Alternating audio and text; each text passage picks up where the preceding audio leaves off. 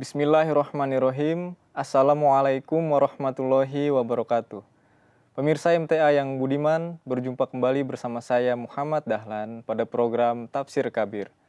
Yang insya Allah dalam 25 menit ke depan, kita akan mengupas sebuah ayat dari Al-Quranul Karim bersama narasumber kita yaitu Bapak Maulana Fazal Muhammad Mubashir.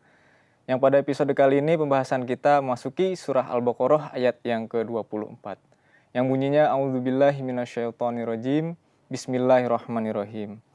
Wa in kuntum fi raibim mimma nazzalna ala abdina fa'tu bisuratim mim mislih wada'u syuhada'akum min dunillahi in kuntum shadiqin. Yang artinya, dan jika kamu tetap dalam keraguan tentang Al-Quran yang kami wahyukan kepada hamba kami, yaitu Nabi Muhammad SAW, maka buatlah satu surah saja yang semisal Al-Quran itu, dan ajaklah penolong-penolongmu selain Allah, jika kamu orang-orang yang benar. Baik pemirsa, langsung saja kita sapa narasumber kita. Assalamualaikum Pak Fazal. Waalaikumsalam. Sehat ya Pak ya? Alhamdulillah. Alhamdulillah ya Pak. Baik Pak, seperti biasa Pak, sebelum kita membahas tafsir daripada ayat ini, kita akan membahas dari segi Lughatul Arabiyahnya dulu Pak. Karena masih banyak sekali kata-kata yang belum dipahami mungkin oleh saya sendiri dan oleh pemirsa di rumah. Silahkan Pak. Insya Allah. Terima kasih. Dari ayat yang barusan dibacakan, di mana Hadrat Muslim Maud radhiyallahu anhu telah menjelaskan dari segi atau sisi lughatnya, bahwa dari ayat wa in kuntum fi raibim mimma nazzalna ala abdina fa'atu bi suratim min misli wad'u syuhadaakum min dunillahi in kuntum shadiqin. Ini ada beberapa kata-kata yang oleh beliau ditulis. Pertama adalah dari kata nazzalna, yang artinya kami telah menurunkan. Kemudian ala abdina, pada hamba kami. Yani hamba yang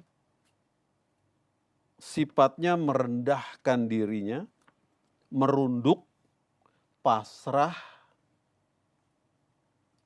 penyembah tauhid, dan pengkhidmat, menyatu dengan zat itu sendiri dan tidak mau berpisah.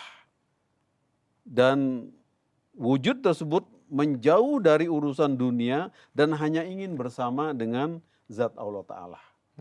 Jadi inilah hamba yang kepadanya Allah Ta'ala telah turunkan firman-Nya ini atau kalamnya ini, Al-Quran Karim, yaitu kepada siapa hambanya? Rasulullah Muhammad Sallallahu Alaihi Wasallam, yang memiliki sifat seperti barusan yang saya jelaskan ini. Lalu ada kata lain yang dijelaskan oleh Huzur juga, yaitu kata syuhada akum, yaitu penolong-penolong kamu. Penolong yang bagaimana yang dimaksud diserukan di sini adalah penolong yang hadir pada saat suatu peristiwa terjadi. Baik secara kasat mata jasmani bil basori, maupun secara penglihatan rohani bil basiroti. Orang yang memberi kesaksian dan diakui kesaksiannya, kesaksian yang benar, bukan kesaksian yang palsu. Jadi benar-benar mengetahui berdasarkan ilmunya orang itu yang menjadi penolong-penolong yang diserukan ini. Tidak ada suatu yang luput dari pengetahuannya. Dia betul-betul mengetahui dan memahami apa yang hendak dia berikan sebagai kesaksian, sebagai penolong dari orang yang ditantang oleh ayat ini. Itu orang-orang kafir. Artinya ia adalah seorang pakar yang sangat ahli dalam hal ini. Ia sangat mumpuni, tidak diragukan lagi. Jadi wada'u syuhada'akum artinya adalah panggillah penolong-penolong kami yang semacam itu. Jadi Allah Ta'ala sini memilih. Syuhada'akum adalah orang yang seperti tadi sebutkan sifat-sifatnya. Jadi tidak sembarangan sekadar penolong yang tidak punya apa-apa itu nggak ada gunanya sebagai penolong bagi mereka. Karena ini adalah satu tantangan ini. Ayat ini menantang kepada orang-orang kafir yang tidak menerima firman Allah, kalam Allah turun kepada hambanya pilihannya Muhammad Rasulullah SAW yang disampaikan dalam dakwah beliau kepada mereka penduduk Mekah maupun Madinah. Nah ini tantangan ini berlaku dari semenjak turunnya ayat ini, turunnya Quran ini kepada Rasulullah sampai hari ini. Dan tidak ada satupun manusia mampu untuk memberikan jawaban yang dikatakan bahwa fa'atu bisurah. Datangkanlah, buatlah, bikinlah, bawalah ke sini, hadapkan. Sekadar satu surat saja yang seperti ini. Yaitu mim mislihi, seperti persis kayak Quran ini. Jangankan melebihi kualitasnya. Yang sama saja pun tidak mampu. Ini bungkam semua, tidak mampu. Kata Allah Ta'ala, wada'u syuhada'akum min dunillahi. Jadi selain minta tolong kepada Allah, silahkan bawa ke sini. Ini tantangan oleh ayat ini kepada orang-orang kafirin, munafikin yang menolak kedatangan Rasulullah Muhammad SAW yang membawa kalamullah Al-Quran Karim yang disampaikan dan dakwah mengajak manusia mengenal Tuhan yang hakiki. Nah ini. Dari segi logotnya dijelaskan di sini dengan bentuk gamblangnya. Jadi orang yang diminta sebagai saksi, sebagai penolong adalah pakar-pakar dalam hal ini. Ya, jadi di sini dari ayat yang Allah Ta'ala telah firmankan, wada'u syuhada'akum. Panggil penolong-penolong kalian. Yang bagaimana tadi saya sebutkan sifat-sifatnya, intinya adalah penolong yang betul-betul pakar, ahli dalam bidang ini, yaitu membuat tantangan, membuat surat, bimislihi seperti Quran ini seperti yang Allah firmankan pada Muhammad SAW. Min dunillahi, selain Allah Ta'ala silakan. Hanya Allah Ta'ala yang jangan kamu minta karena kamu pun tidak meyakini. Ini tantangan ini begitu besar dari semenjak turunnya ayat ini, firman ini dari Allah Ta'ala kepada Muhammad SAW sampai detik hari ini. Sedang kita ngomong ini nggak ada manusia yang mampu. Bagaimana? Masa Allah Ta'ala mau ditandingi oleh manusia yang adalah ciptaan Tuhan sendiri. Jadi betapa besar ini tantangan ini yang Allah lontarkan kepada mereka yang ingkar, yang tidak percaya terhadap kalamullah, Quran Karim. Yang Allah turunkan kepada hambanya Muhammad Sallallahu Alaihi Wasallam. Jadi dari 4 kata yaitu nazzalna ala abdina syuhada'akum dan min dunillahi. Ini adalah kata-kata yang ditulis oleh Hadrat Musli Mau'ud Khalifatul Masih As-Tsani yang dalam lugat yang beliau telah tulis di dalam tafsir Kabir ini. Baik Pak, tadi telah diterangkan 3 kata yang dasar berkenaan dengan ayat ini Pak. Yang pertama yaitu nazalna, lalu ala abdina dan syuhada akum, begitu ya Pak. Maksud daripada abdina ini tadi yang tadi Bapak telah jelaskan adalah bahwa seorang hamba yang diutus oleh Allah Subhanahu wa Ta'ala untuk mengkhidmati manusia, begitu ya Pak. Betul. Sebagai pengkhidmat, sebagai seorang yang tunduk dan hanya ingin dekat dengan zat Allah Subhanahu wa Ta'ala. Lalu kata syuhada akum. Nah, tantangan daripada ayat ini adalah untuk mereka yang ingin membuat surah semisal Al-Quran ini, begitu ya Pak. Ya. Lalu Allah Ta'ala menantang, datangkanlah penolong-penolong kamu yang mumpuni dalam hal ini, yang bukan orang sembarangan, begitu Pak. Betul. Lalu pada kata terakhir nih Pak, yang mungkin Bapak ingin jelaskan juga, yaitu kata min dunillahi Pak. Min dunillahi itu seperti apa penjelasan daripada Hadrat Khalifatul Masih As-Tsani Pak? Ya, dari kata min dunillahi, yakni selain Allah Ta'ala artinya. Artinya adalah silakan kamu panggil penolong-penolong kamu, pembantu-pembantu kamu, sesembahan-sesembahan kamu yang selama ini kalian anggap sebagai yang paling mampu untuk menolong kamu, membantu kamu. Silakan panggil semua. Untuk apa? Berkumpul untuk bersama-sama merundingkan, membuat suatu surah seperti yang kami turunkan ini. Itu semua bungkam, tidak ada yang bisa. Jadi betapa tinggi dari firman ilahi ini, memang tidak akan bisa manusia. Di mana nanti Allah juga akan mengatakan bahwa hati-hati, kamu tidak akan bisa membuat tantangan yang semisal ini. Karena itu takutlah kepada api yang bahan bakarnya adalah manusia dan batu.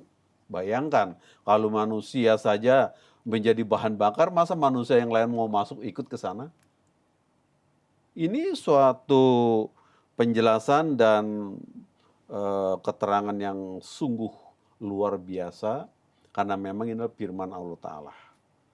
Jadi betapa Allah Ta'ala inginkan kepada manusia agar mereka tuh menerima apa yang Allah turunkan ini untuk diterima dan diamalkan dan beriman kepada firman-Nya ini. Karena apa? Karena Al-Quran adalah kitab terakhir, syariat terakhir untuk pegangan hidup, way of life bagi seluruh umat manusia.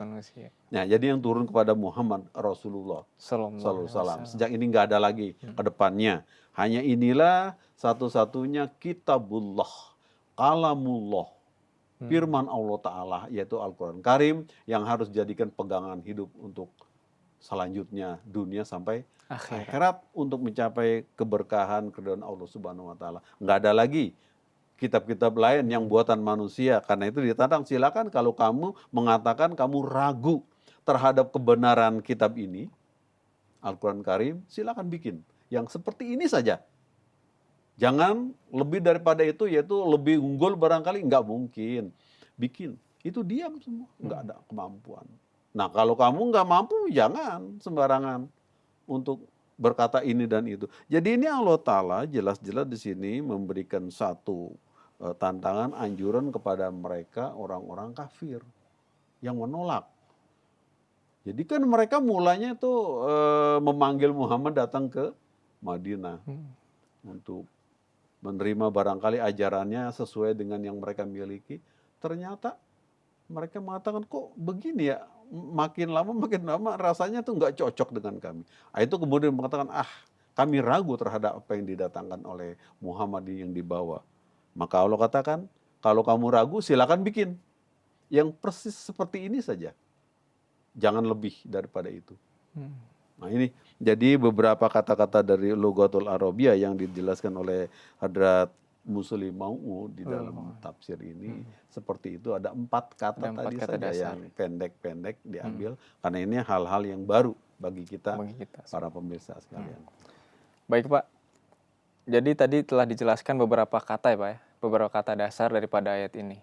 Nah, di sini kan juga dijelaskan pada potongan ayat terakhir itu in kuntum sodikin ya Pak, jika kamu orang-orang yang benar. Nah nyatanya sampai saat ini, sampai detik ini mereka tidak sanggup membuat surah yang semisal dengan Al-Quranul Karim. Itu tandanya mereka adalah bukan orang-orang sodik begitu, bukan orang-orang benar ya Pak ya, karena mereka tidak memenuhi tantangan daripada Allah Subhanahu Wa Ta'ala. Dan mungkin mereka telah mendapatkan azab yang sedemikian rupa ya Pak, yang telah mereka rasakan.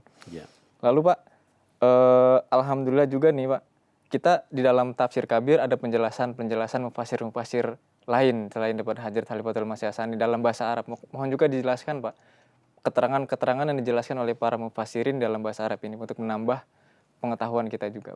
Ya, di dalam catatan atau tafsir yang diberikan di dalam buku ini, tafsir ini oleh Khalifatul Masih kedua ini, memang beliau itu ambil dari segala sisi keterangan orang lain. Kemudian beliau ambil kesimpulan beliau. Jadi contoh yang diminta seperti tadi itu adalah berdasarkan teks Arab dari para mufassirin lain. Di sini sempurnanya saya bacakan bahwa dari berdasarkan lugot tadi itu, di sini dijelaskan bahwa misalnya kata Ar-roib. Ini kata roibun artinya kan ragu-ragu. Seperti dalam awal surah Al-Baqarah itu, la roiba fihi. La raiba fi. Tidak ada keraguan. Jadi kata roibun adalah ragu. Ini kemudian yang dijelaskan lagi kata nazalna. Nazalna ini adalah satu fiil yang dijelaskan bahwa ini berasal dari bab tafsil. Ya, ini dari jama mutakalim sigah. Jadi sigah mutakalim berasal dari kata nazala, artinya turun. Nazalna, kami telah menurunkannya, yaitu firman Allah Ta'ala Al-Quran ini. Nah, ini dijelaskan oleh beliau bahwa ada beberapa kata nazalal kaum, makna artinya adalah anzallahumul manazila, yakni bahwa orang-orang itu diberi tempat, diturunkan di sana. Ini lagi membahas masalah nazala ya, dari kata asal turun, kata turun. Banyak makna-makna yang dijelaskan di sini, seperti kata nazala syai'un rottabahu, bahwa sesuatu itu turun dengan tertib, muratib, beraturan, berturut-turut. Kemudian nazalal air qaddara an manazila, bahwa kafilah atau rombongan imamnya itu, pemimpinnya mengatur mereka, memberikan tempat, itu dianggap dalam makna turun. Artinya di sini bahwa Allah Ta'ala menurunkan Al-Quran Karim itu ada dengan cara perlahan-lahan, ayat per ayat, bergantian. Kemudian ada juga Allah Ta'ala menurunkannya sekaligus beberapa ayat dalam satu waktu.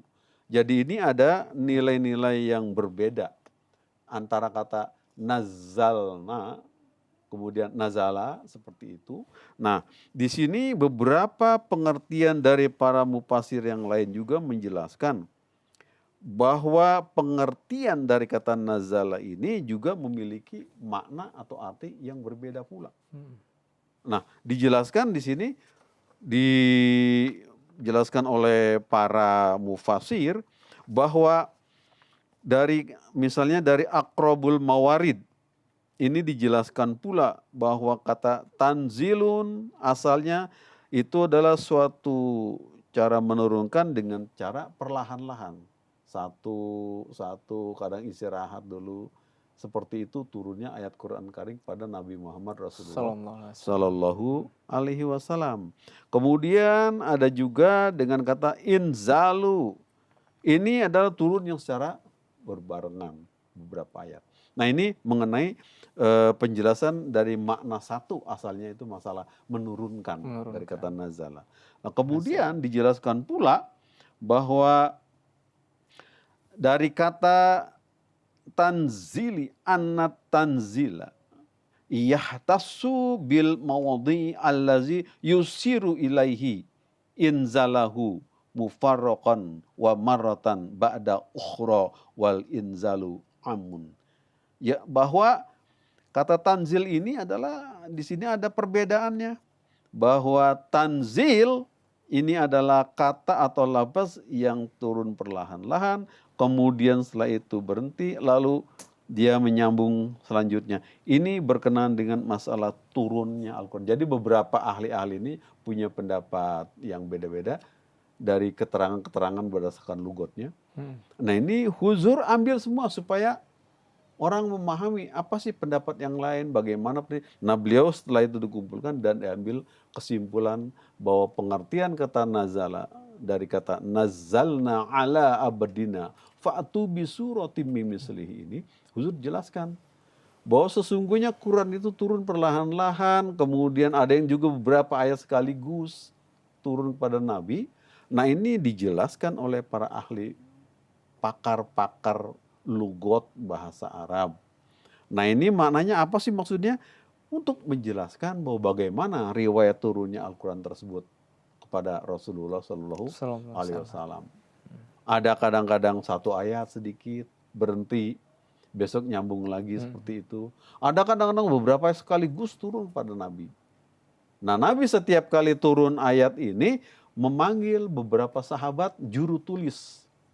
Misalnya Abu Bakar As-Siddiq, kemudian Umar bin Khattab, lalu Utsman bin Affan, lalu ada lagi Ali bin Abi Thalib. Dan juga ada beberapa sahabat lain, ada kurang lebih 9 orang itu yang menjadi hafiz Quran begitu ya, Pak? Hafiz Quran juga dan juru tulis juga, yang mana mereka adalah orang-orang yang educated, para orang yang mendapat pendidikan pelajaran. Nabi sendiri adalah ummiun, tidak sekolah, tidak bisa tulis, tidak bisa baca. Hanya Allah telah menurunkan dan mengajarkan kepada beliau dan beliau hafal.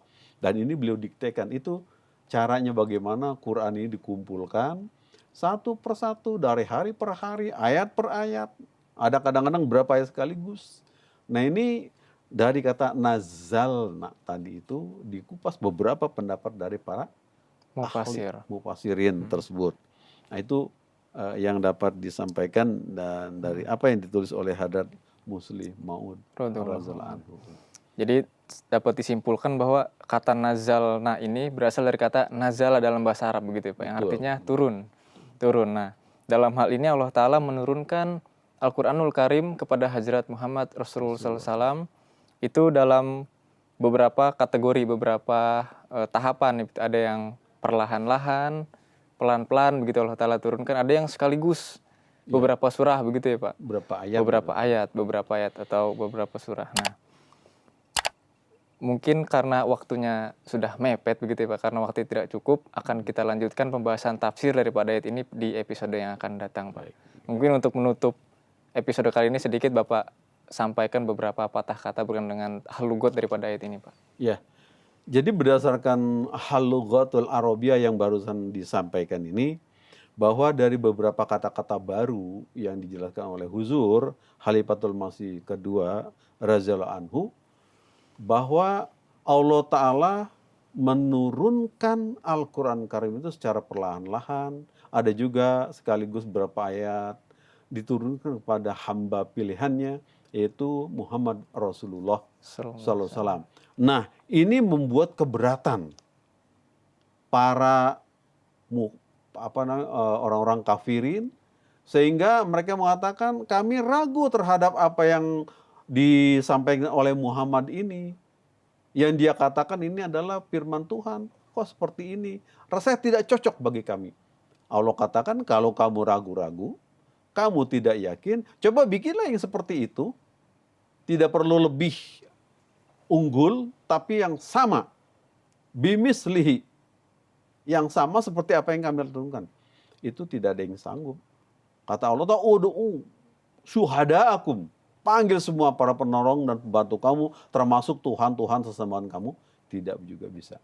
Jadi intinya adalah bahwa tantangan ayat ini begitu besar, sampai detik hari ini kita sedang bicara, ini tetap berlaku sampai terus ke depan juga. Tidak ada akan manusia mampu melawan firman Allah, karena ini adalah kalamullah.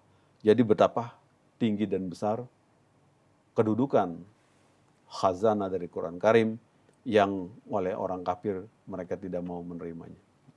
Baik, Pak. Jazakumullah, Pak. Baik pemirsa, alhamdulillah kita telah mendengarkan dan menyimak penjelasan berkenaan dengan hal-lugot surah Al-Baqarah ayat ke-24 ini. Mudah-mudahan kita semua mendapatkan taufik dari Allah Subhanahu wa Ta'ala untuk bisa mengamalkan perintah-perintahnya dan meninggalkan larangan-larangannya. Saya Muhammad Dahlan dan segenap kru MTA yang bertugas mohon undur diri. Assalamualaikum warahmatullahi wabarakatuh.